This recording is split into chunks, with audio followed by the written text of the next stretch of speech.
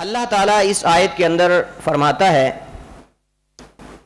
وَمَا قَدَرُ اللَّهَ حَقَّ قَدْرِهِ کہ ان لوگوں نے جیسے اللہ کی قدر کرنے کا حق تھا انہوں نے اس حق کو ادا نہیں کیا، یعنی جیسے اللہ کی قدر کرنی چاہیے تھی ان لوگوں نے اس طرح قدر نہیں کی۔ حالانکہ اگر یہ اللہ رب العالمین کی ذات کو پہچان لیتے تو اللہ کی کما حقہ قدر کرتے۔ اللہ کی ذات کتنی عظیم ذات ہے، اللہ فرماتا ہے وَالسَّمَاوَاتُ مَطْوِيَّاتٌ بِيَمِينِهِ، اور قیامت کے دن یہ ساتوں کے ساتوں آسمان اللہ لپیٹ کر اپنے دائیں ہاتھ میں پکڑ لے گا۔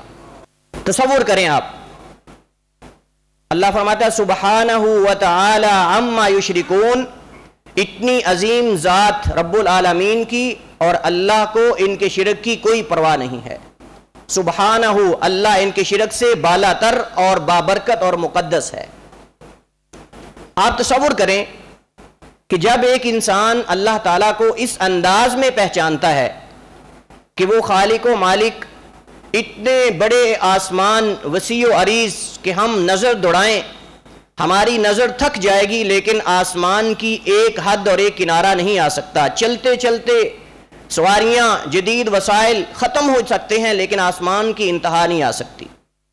لیکن خالق کائنات قیامت کے دن ان ساتوں آسمانوں کو لپیٹ کر اللہ، جیسے حدیث کے اندر آتا ہے، ایک ہاتھ پہ رکھ لے گا۔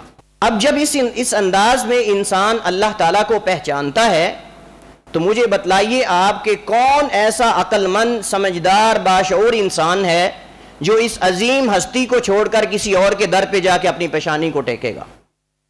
کبھی نہیں ایسا ہو سکتا۔ تو یہاں اشکال یہ ہے کہ ہم نے اللہ کو خالق تو مان لیا، مالک تو مان لیا، لیکن اللہ کی ذات کو ہم نے پہچانا نہیں ہے۔